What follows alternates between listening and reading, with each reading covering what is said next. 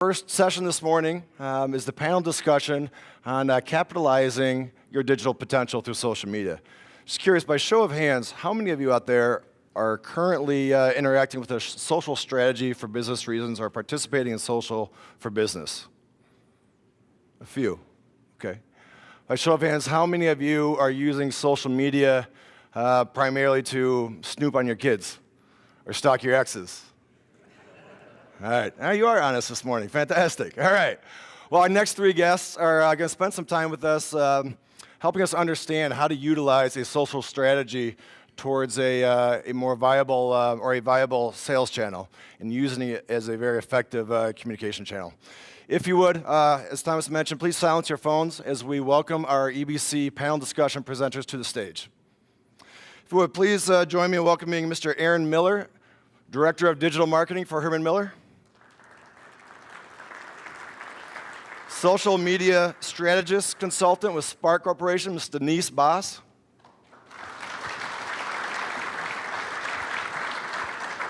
And social carpenter extraordinaire, Mr. Nick Schiffer of NS Builders on Instagram and owner of NS Builders.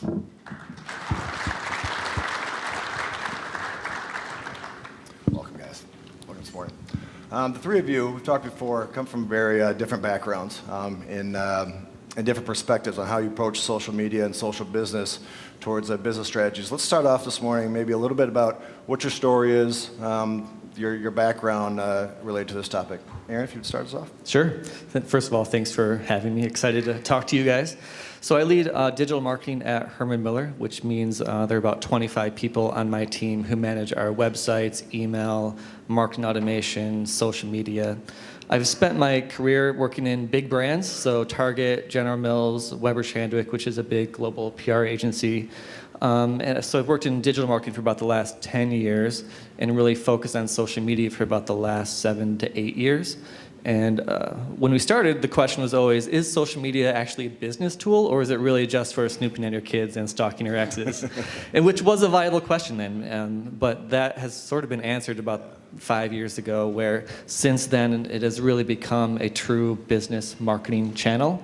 And after website and after search engine optimization and marketing, I would rank it as our most important channel for marketing because it has a really some key qualities, really targeted audiences, so you can go after woodworkers in Detroit or woodworkers in Detroit who like Taylor Swift, and you can really set up those audiences and target them very carefully, so there's very little waste. It has a great creative channel in terms of the messaging is really powerful and really high quality, and it is incredibly cost scalable, so you can spend $1 million, but you can also spend $5. So it has a really unique mix of things that make it a very powerful channel for Herman Miller and really for, I would say, most brands.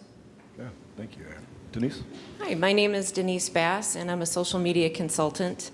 I have various different clients. The majority of my work comes with a marketing agency called TSL Marketing, and we train business executives on how to use social media. So it's a B2B, definitely, format. I run a 6-week class, and I get people just like you in the door, and some of them know a lot, and most of them, start out at ground zero.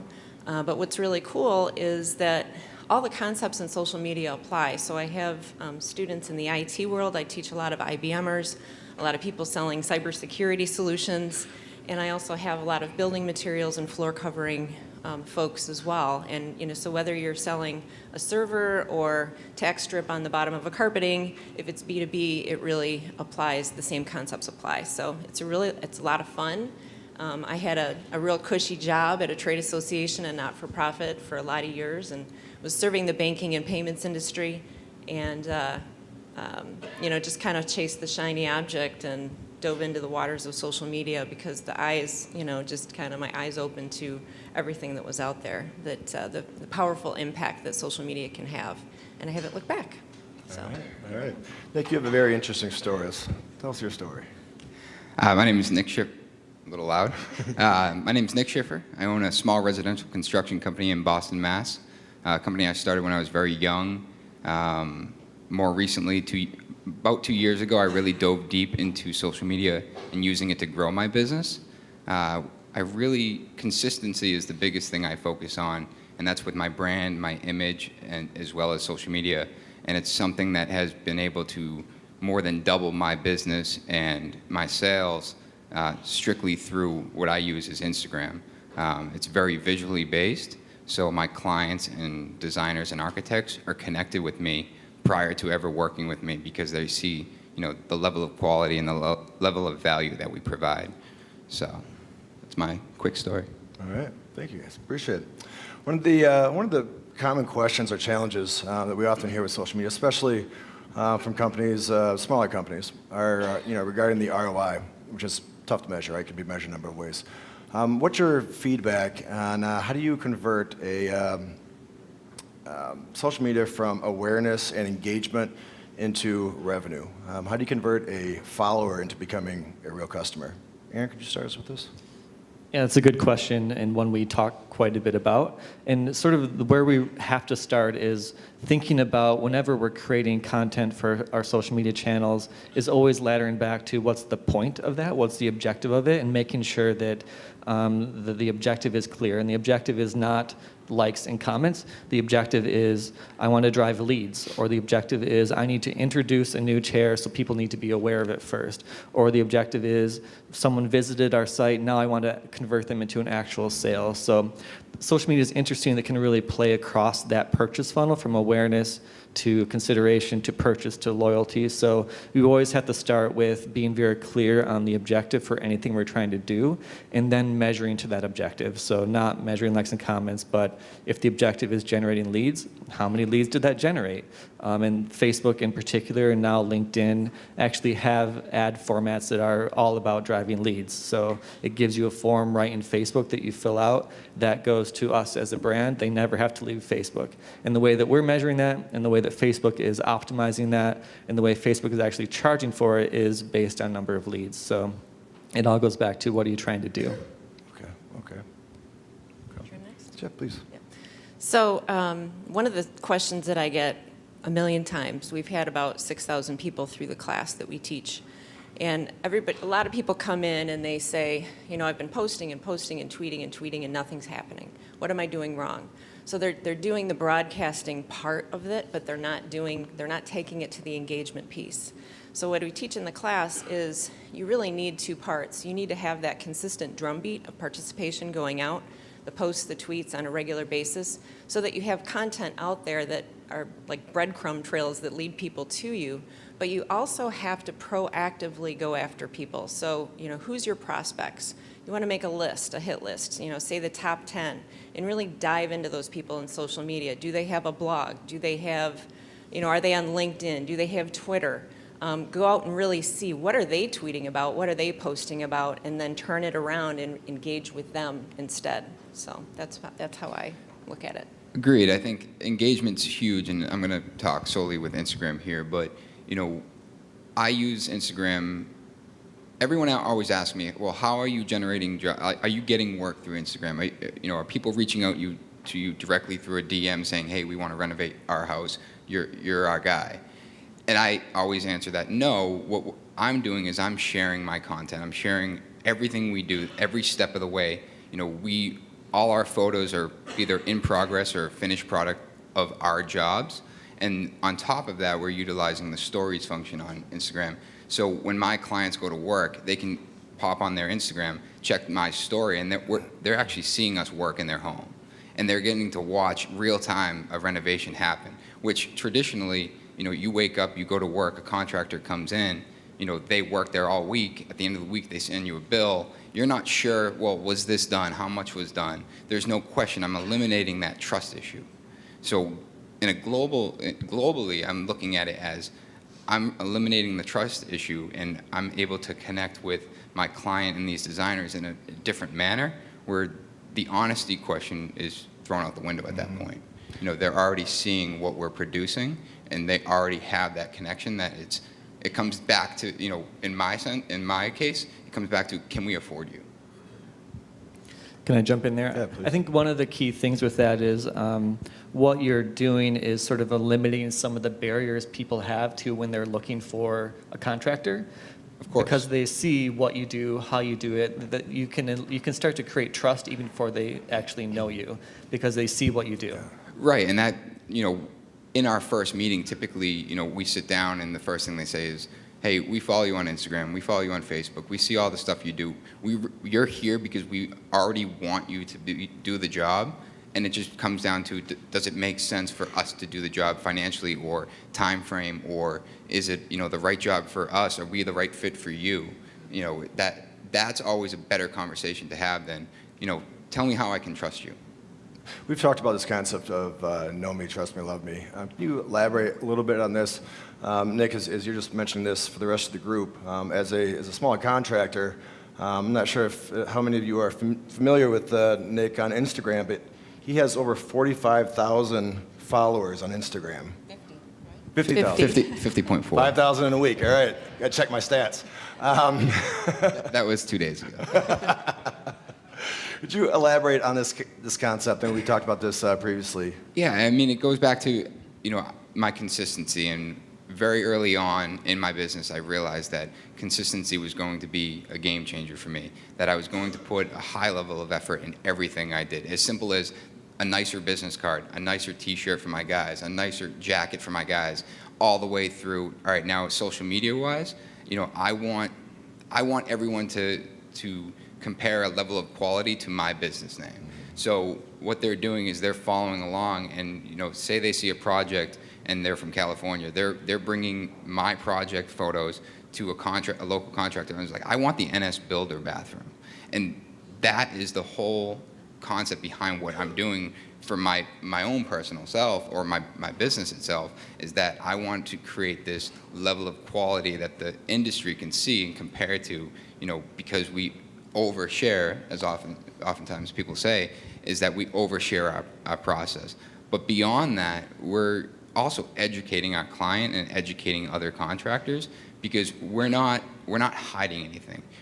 I'll tell you exactly how, step by step, we can renovate, a bathroom, or how we executed, a tricky tile detail.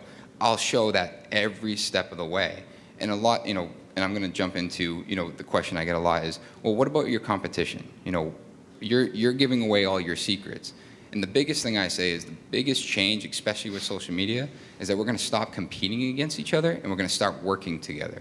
Because if we work together, everyone is forced to compete with themselves to be better and constantly innovate. Yeah, I'd like to add to the know me, like me, love me, you said. We start with that in the class. We start with the LinkedIn profile, because I hear a lot of groans, right, when it comes to, buffing up your profile, because it's tedious and, it kind of sucks. But, I like to think, and I'm guessing I'm right, that more people have now seen your LinkedIn profile than your business card. So we definitely want to make sure that it's accurate, and, it takes an hour to really, buff it up. But there could be some stuff on there, when you have a meeting with somebody that you've never met before, what's the first thing that you do? You run to LinkedIn, you need to check them out. You see, what do they look like? Are there any, facts on here? Do they have any hobbies, so that I could break the ice and talk about something? Maybe it's canoeing or whatever. I know that sounds really silly, but it does help move people through the know me, like me process, trust me process. And we spoke about that earlier this morning about, when someone entertains the thought of, doing business with someone, whether it's business to business or business to customer, the first thing in their mind, like you said with the LinkedIn, but their website. You go to their website, and your first impression of them is based on their social presence, whether it's Facebook or their website. You're going to look at, what they're posting as a business, and you're going to judge them immediately. If their website's from 1994 and the pictures haven't been updated since then, you're going to look at that like, maybe they don't do good work. Maybe, why isn't there recent work on here? So, your initial, that's your first impression of them. So, and that's extremely important on our end to make sure that first impression is well received. Absolutely. Can I bring up a sort of a core underpinning to all of this that I think is important to just say is that you guys as companies all have stories to tell, whether those are stories about your products, whether they're stories about your people or your history or your values. So what we're talking about is really identifying what are those stories we have to tell, who are the audiences who might be interested in that, and then what's the right way to tell that story. So is it through Instagram? Is it through LinkedIn? Is it through your website, through Twitter? It's all about that combination of stories, audiences, and channels that make this a particularly powerful medium for building your brand and your business. Excellent. Denise, with your work with some of your smaller clients in this discussion of which type of content to drive that engagement, how do you advise some of your clients that have limited resources? So we go out and the first step is obviously decide what the goal is. You know, what do they want to achieve? And let's say there's a CEO. I recently worked with a student who's a CEO of a manufacturing. They make little manufacturing pieces inside of the drawers. I don't speak the language, but the mechanism to open a drawer. And so he wanted to also raise the awareness of the company to compete with some of the larger companies, but also as the CEO, he wanted to grow his own thought leadership. So I said, okay, then we need to start hanging out with people like you. So imagine yourself in a networking function, like a cocktail function, like last night. It was a room full of people, and there was a few VIPs standing over in the corner. You know, you can just walk up and tap them on the shoulder and start having a conversation. You know, and so it's finding the people that you want to associate with in the social channels, and there's ways that you can do that on Twitter. You know, if you have say there's a great blogger, industry leader that you admire out on Twitter, who's he following? Pull that up. Look at his list of followers, because if you like him, you probably might like them too. And then start having conversations with what they're saying. So That's a good point. I mean, a lot of people ask how to get started with, you know, the social media, and, you know, for me, carpentry or woodworking, that's the first thing I'm going to go on, and I'm going to look up the hashtags for carpentry and woodworking and just start seeing who's posting that and who's trending that and, you know, who's contributing to that market, and start following them and see what they're posting for content and see how it's received by their followers. And you have everything at your leisure. You can find anything you want within any industry. You know, I always relate back to, you know, I follow probably 3,300 people on Instagram, but there's a lady that owns a cookie shop. I don't know anything about a cookie shop. I don't know how to run a cookie shop. I probably couldn't bake a cookie, but the fact is I'm interested in seeing her process because I don't know otherwise. And that's a question that people don't understand is that, or something that people don't understand is that, you know, your story may sound boring to you, or your tips or your tricks in the trade, you know, that all might sound like, you know, day-to-day function to you, but to someone and to a lot of people, they're extremely interested in learning that. You bring up a good point, Nick. You do a lot of tagging and hashtagging of other industry vendors and suppliers and partners. Could you elaborate a little bit on your strategy behind that and maybe some examples or benefits of doing so? Sure. So a lot of times, so you're referring to kind of our finished product a lot. You know, say we do a big renovation and we're using the sliding door company Glassdoor, which is, I'm using that as an example because I posted this last week. But I would tag them because they're someone I started a relationship with by purchasing their product, right? So now they have a marketing team and they pop on my Instagram and they see they get a tag. And they're like, oh, who's tagging us and why? Oh, that's our product. Oh, that's a really nice photo. Hey, let's see if we can repost it and use it in our catalog. And then you get credit for that and you're building a relationship, you know, marketing-wise, but also business to business. So when I go to do another job, you know, with that company, they're going to be like, yeah, hey, I want to give you a deeper discount, or hey, if we send you another free door, will you install it on your next project? But more so, it helps them grow as a business because I'm getting their product in front of my followers. And then what they're doing on their end is, you know, typically, a lot of these companies, some of the bigger ones, like Benjamin Moore, will have a lot more because they're such a large company and that they're so active on social media. But some of these bigger companies aren't. I mean, I know there's a few in here that I follow that don't have a big presence on social media, and I know I tag them. And the goal for me is to help you guys grow, in the social media market by utilizing my followers, with your product. And I actually recommend to all my flipping it around, right? Not helping others, right? I try to help my people leverage others. So, yeah, mentioning other people who have a huge following, if you can get them to tweet back at you or retweet, all of a sudden now you might have 100 followers, but they might have 10,000 followers. If they're mentioning you, then you're in front of all of their audiences. Yeah, and it's interesting that that simple act of tagging another brand provides value on three fronts. So for you, it's answering questions of where did that product come from? Like, what is that? For the user, it answers that question because they can help, sort of helps them discover what's in it, helps them explore new feeds that they didn't know of before.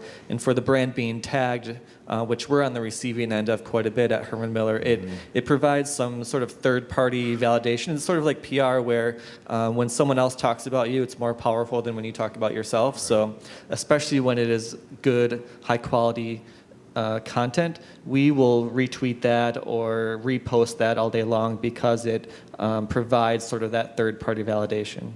I want to elaborate on a little bit more of that. So there's a few tool companies that I work with very, very closely, and they've pulled a lot of money out of print marketing, and they've put a lot of effort into, sending tools to, the big players on social media.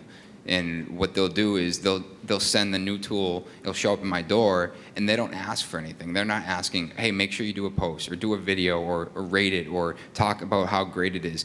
All they're doing is doing product placement. Rather than opening a magazine and seeing the new saw on, page 4, they're allowing it to, they're putting that money into sending the tools into people that actually use them day to day with a large following, or some of them not a large following, but their intent is that now it's product placement. So now when NS Builders uses the new saw, if he's using it and he's producing high quality work only, then it must be a good saw and he must believe in it. And it just revolves like that. What are some of the other success metrics that you track and use to measure some of the effectiveness or the performance of your activity out there? I'll take that one. I guess I'll give an example of a campaign that we ran recently for the Aeron chair, which is our top-selling office chair. We relaunched that in October. After I'm going to get this 20th anniversary or something like that. I should know that. And some of the social media activity we did was aimed around driving awareness to make sure they probably know the Aeron chair, but to make sure they know that it was relaunched and what the new features of that new chair were. So there was the awareness level, and from that we were measuring, how many people did we reach. Ideally, we could also measure sort of pre and post survey awareness versus non-aware. We didn't have the money to do that, so for that level we were mainly looking at how many people did we reach. But we also had another layer where on the B2B side, we partnered with our salespeople to understand who their key targets were. So we had a list of, 100 companies where we knew our salespeople were interested in them. Either they were an existing Aeron chair that they wanted to sell more chairs to, or they were a competitively held account, et cetera. And what we were able to do is target those companies specifically and actually specific job titles at those companies within LinkedIn and Facebook with our message. And from there, we could track in Salesforce opportunities that included that chair from those companies. So we could then make the correlation of where does social media involved in the purchase. We can't say that it caused someone to buy a chair, because the reality is in our industry, there are lots of factors that go into any one sale, especially on the B2B side. There's the salesperson, there's the dealer, there's the marketing collateral, there's social media. So what we're trying to do is not say social media is a single cause of this sale, but trying to draw correlations for where it's involved in the mix. And measuring how much do we spend on social media to sort of that marketing involvement on the actual sales side. Okay. So it's trying to find that value and measurement all across the chain. Linking those together. Okay. Okay. Yeah, I get the question a lot about ROI because, IBM is paying a lot of money to put some of these people, thousands of people. It's not a lot of money. I don't want to say that. But through the class, and so they want to know, is this actually working? They actually conducted an internal study and found that the people who went through the class, 50% made $100,000 more quarter over quarter than the business partners who hadn't, which is pretty remarkable. But I'd like to also say about ROI that, nobody blames the phone if it's not ringing, right? So social media is just another communication channel. The question isn't, should I do it? It's, am I doing it right? So That's a great quote. I like that. And I think for, me on social media, I pay attention to the insights, and I pay attention to the impressions that we get, on our photos and videos. But I pay more attention to, the engagement. So it's easy to scroll through Facebook or Instagram and like a photo, and there's almost no passion behind that. Like, it's just, you're doing it because, okay, that's a cool picture or whatever, or a video. But when someone stops to make a comment and really engage or ask a question, they're invested in that at that point. So they want to look at that photo, and there's a specific reason they stopped. So I pay attention to that. I pay attention to, all right, so I'm getting more feedback on, this picture because it's up close of a piece of millwork that we installed, and a lot of people have questions on that. And I want to be able to answer that. So the engagement, going back to the beginning, engagement's super important. So I pay attention to the actual engagement rather than just, the impressions and the insights that are kind of provided by Facebook and Instagram. Yeah, I think you guys are in a prime industry to answer a lot of those questions people have about their homes, about what's in their homes, about how to do things. Like, this really hit home for me when probably 6 years ago I saw a video on YouTube on how to shuck an ear of corn in the microwave that had about 10 million views on it. And it's simple things like that people want to know how to do things, and social media is a place where they go to learn how to do that. And you guys are in industries where you have the knowledge, and now all you need to do is create the content that shares that knowledge. In doing so, you sort of establish yourself as an expert and a resource for people who maybe they don't want to do it themselves. Now they need to hire someone. Now you've established yourself as a company and brand who knows how to do it. You've established the trust through the content and the stories that you've told. So it really works to everyone's benefit all the way around. Mm-hmm. Maybe speaking to some of our audience members that did not have their hand up in the first question and we started with, if they do not have a social strategy already in place currently, what are some of your suggestions how to get that started? What's the first steps in tackling that, or some of the building blocks that they need to have established? Really just tell your story. Let's talk about machinery, for example. If you go on YouTube and you type in CNC machinery, there's tens of thousands of videos with millions of views, because to the general public, they don't understand how those machines work. So I've personally watched a video of a machine milling a piece of aluminum for 10 minutes just because I was mesmerized that that's how that works. And to a lot of you guys, the machinery works, a particular way, and that, and it's just common knowledge to you. But to the general public, that's not the case. So those that aren't on social media and are considering, putting together a strategy for social media, really just tell your story and start self-branding yourself as, the industry expert at X, and just stay consistent with it. If you want to talk about how, you guys make the best, casing in the world, or doors, or prefabricated doors, or pre-hung doors, talk about that every single day. And just keep sharing it and share the knowledge. And don't be afraid of, well, if I share too much, then I'm going to lose clients to, a competitor, or if I share too much, someone's going to go do it themselves. That like that sense of competition, that's going to create you. That's going to make you innovate your product and make you innovate yourself as a brand. Training. No, I taught myself how to use Twitter and Facebook when I was at the trade association job, and I was the only one in my office who was allowed, right, to get into social media. It was back in the time when everybody was really afraid of it, and so I kind of struggled my way through learning Twitter, learning the tools, and then through just years of using it, started to see how I could really leverage it to my benefit. So you can go through all of that in 6 weeks instead of years, but no, training does really help. What are some of the barriers, Denise, that some of your clients experience along those first couple chapters in establishing that? Time. Right.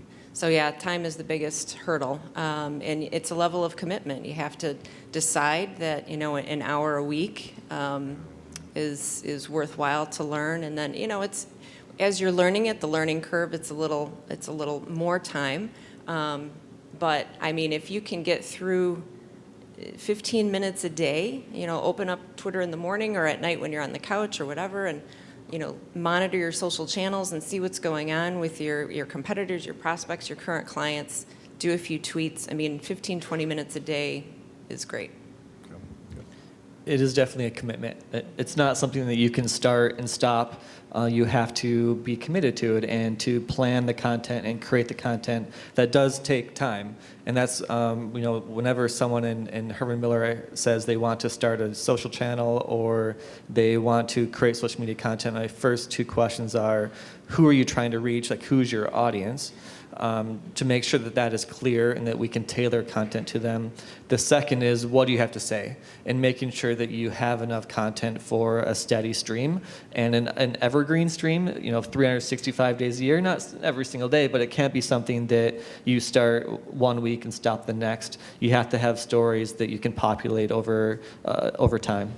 Yeah, and that goes back to what I said about consistency is, Instagram itself, it's an algorithm. So if you're not consistent and you're not posting consistently, so I personally, I do 3 to 4 posts a day, and that's a lot of work. That's creating the content, finding out what to talk about that content, uploading the content. So that's time out of my day, but I hit it at the same, generally the same time every day. And what that does is I'm paying attention to my peak hours when the most users are in front of my profile.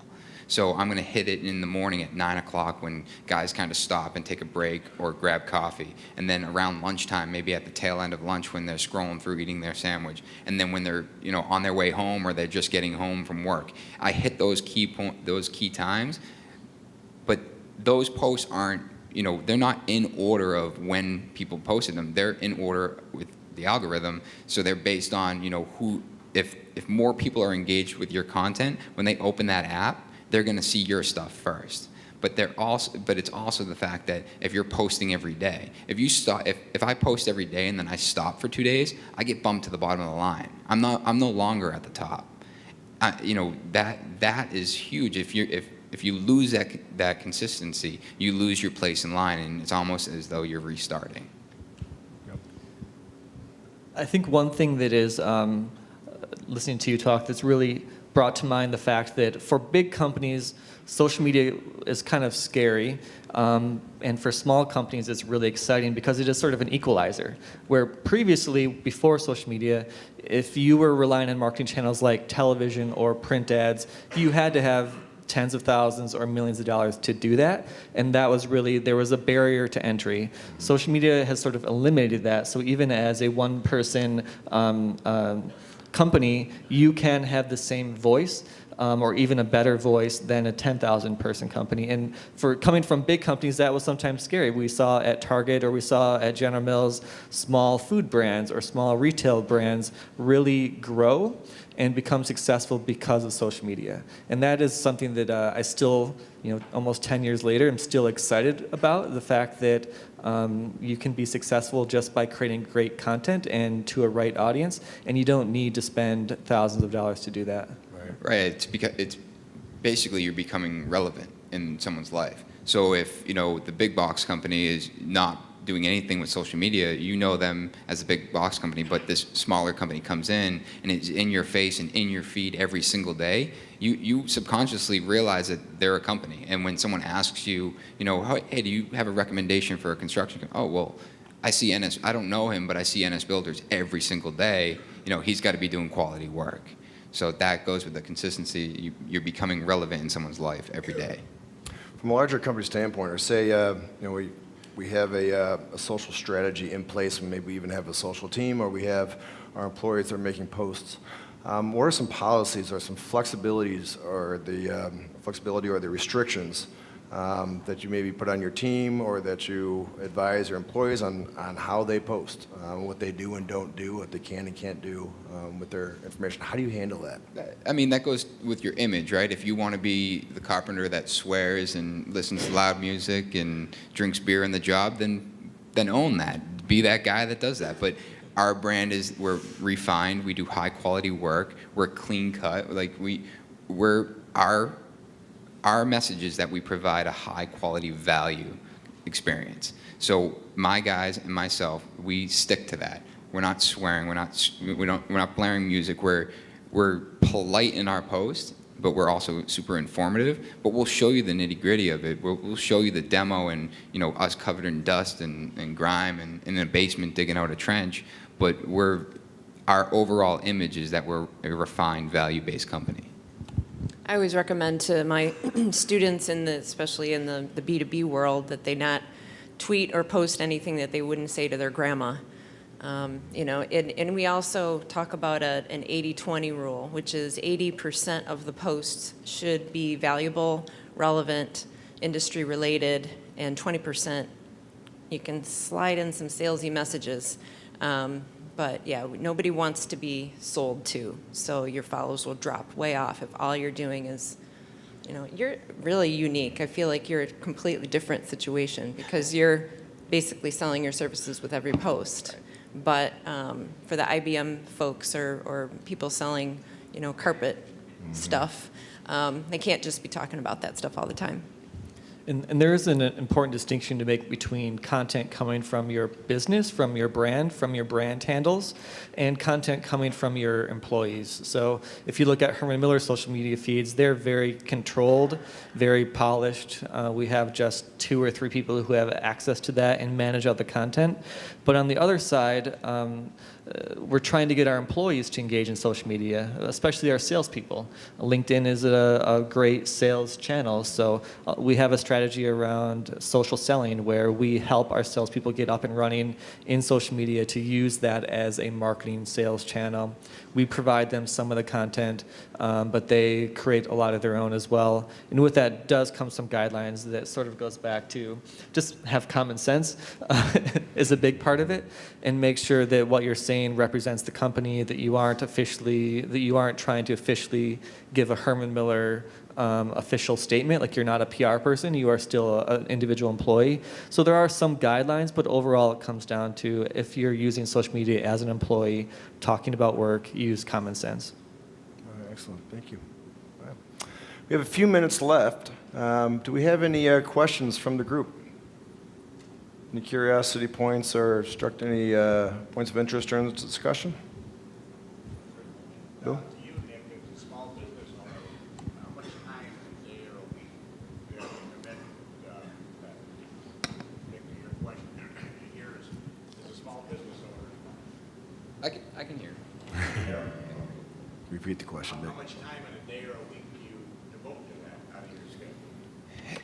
So I do 3 to 4 posts a day. So, and I don't know if everyone heard him, but his question was how much time do I devote to this a day or a week with my social media? So I do 3 to 4 posts a day.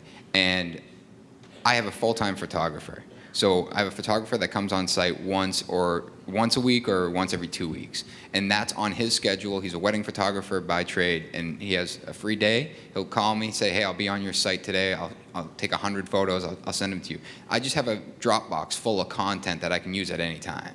So I have two styles. I have the refined photos from him, but then I have the day-to-day, and I mix that up. So when in the morning I touch base with my guys, I'll take a couple pictures of what's going on. I'll just keep them in the phone, and then if I sit down for coffee, I'll pull my phone out. Like when my downtime becomes work, because now I'm adding that to social media. I'm sorry, I'm adding to social media at that time. So as far as a time standpoint, in the beginning, you waste a ton of time because you overthink your post, you overthink your content, instead realizing that that simple picture that you took of the header detail you did over a window, someone actually cares about that. To you, you're looking at it as just a silly photo. So to answer the question, I probably dedicate in my entire day maybe an hour, split up between 3 to 4 posts. Over here, Right, I can see. Chris, right, no back, straight back. Back here? How do you handle negative posts or trolls? This is a question I get a lot. In different ways. If someone is just trying to be malicious, if I do something and someone questions the integrity of it, right? The first thing I'm going to do is I'm going to go back to maybe who did that. Maybe my mason did something that someone disagrees with. I'm going to call my mason and I'm going to walk through and be like, hey, this question was, came up. I want to make sure that I answer it properly. I get the information from him, I go back, and I'll respond to it. If someone's just going to say, oh, that's stupid looking, or I hate that, like I would never do that, I ignore it. Or if it's really bad and someone's just trying to, downplay or, kind of shun what you're doing and, post like, that's wrong, like it's 100%, like you would never do that, I weigh it out. Should I delete it? Because obviously my clients are watching this, and if they're considering that, if someone's coming in there and saying that I did that wrong or it's unsafe, I need to go sit back and realize, all right, is it unsafe? Do I need to address this? Do I need to remove the post because I'm jeopardizing my client relationship? Or are they just being a troll and I can just delete that comment? Very little engagement with them, to be honest. Yeah, that's I've dealt a lot with crisis management and social media, especially at General Mills, where people are very passionate about their food, and also Target, where people are very passionate about their shopping experience. And it sort of comes down to basically what you said of if they're just being a troll and complaining, ignore it. If they're inappropriate, delete it. If they have a legitimate question or concern, answer it. Yeah, perfect. Yeah, I have almost zero negative. I just don't run into it. People, yeah. Then you're People- very unique. People pretty much play nice in the sandbox, so that's good. Thank you, thank you. I have a question. How deep is as a result of using Instagram, how deep is your contract backlog? Sorry. Just straight back. It's right here. Oh. Yeah, as a result of using Instagram, how has that impacted your contract backlog? So we typically, as far as workload, so we're booked we were booked well over a year, and it's me and I have 3 guys that work for me. Obviously a team of subcontractors to do the work that is plumbing, electrical, because we're general contractors, but it keeps us typically 6 to 8 months. But what it's done really is it's eliminated the jobs that we don't want or that we're not well suited for. The quick bathroom renovation that they're looking to spend $10,000 on. We can't hit that because I pay my guys too much. We invest too much time on it. So we're solely working for people that are willing to invest their efforts as well as more money with designers and architects on larger upscale jobs. Yes, I have a question. We have an IT department that specializes in all those, the Twitter and everything. The discussion's been brought a lot about is buying likes or buying followers. No, Is that don't do it. involved? Okay, that's my question. Those are just bots, and that will get you nowhere. Yeah. About 30% of Instagram is actually fake. Like I think there's 140 or 150 million users, active users, but overall, like the total amount of users, there's a ton of fake accounts, and that's what you're doing. You're paying thousands of dollars to get a bunch of likes, but you're just discredited at that point. Anyone that is following you already, and all of a sudden you jump up, 50,000 followers, they're like, he bought likes, like you discredit yourself at that point. To be honest, I don't even really pay much attention to the number of likes and followers we have, mainly because most of the people like Herman Miller because of our history. So they like our classic furniture, our Eames lounge chair and ottoman and the classics. But a lot of times the person we're trying to reach is not that person. We're often trying to reach a healthcare buyer at a large healthcare facility or a facility manager at a Fortune 500 company in Silicon Valley. They're not following us. So in social media, the way we reach them is basically through advertising, where if I, in Facebook, Instagram, Twitter, LinkedIn, I define that audience in their ads manager. I want to reach the facility manager at a large company, and then they tell me, here's how much you need to spend to reach them. So I'm not at all targeting our likes and followers. I'm targeting people through the ads portal. More ad strategy. Good. I think we have time for one more question. If we hit one. Up front here. I have a question for Nick. At what point do you think you'll stop being a contractor and being a social media person? About 4 months ago. I went into this business to be a carpenter, and I was a carpenter my entire life. So it is difficult for me to pull myself out of the field. But my big goal here is to level up the entire industry. So I'm an author and an ambassador for Fine Home Building Magazine. We also have a podcast. This is a shameless plug, but at The Modern Craftsman. So we're really focusing on, correcting the skills gap and making the industry cool again. And what Instagram has allowed us to do from outside of the business, it's really pushed everyone to be better. So if I'm constantly posting, high quality trim installs, other guys that are doing trim installs are looking at that and like, I want to be able to post pictures like that. So I'm going to try to do it better, and I'm going to post a picture. And then I talk to them every single day. I get hundreds of messages, and they're asking the same questions, like, how do I grow my social media? Well, tell your story. Share your tips and tricks. And what that does is everyone starts competing with themselves to be better. And like I said, you're innovating to be, to produce a better product, produce a better quality, and you're just constantly leveling up the entire industry to bring it back to where it should be. Excellent. Thank you. So I don't think I answered your question, but I don't think I'll ever stop being a carpenter. But I do foresee myself to use social media to help the industry as a whole. Thank you. Great question. All right, we're going to wrap up. We are out of time. If you would, please join me in thanking these three individuals for their time this morning. Thank you very much. They'll be with us throughout the morning, so if you have additional questions, they'll be with us through the break, so feel free to approach them with additional conversation. Thank you.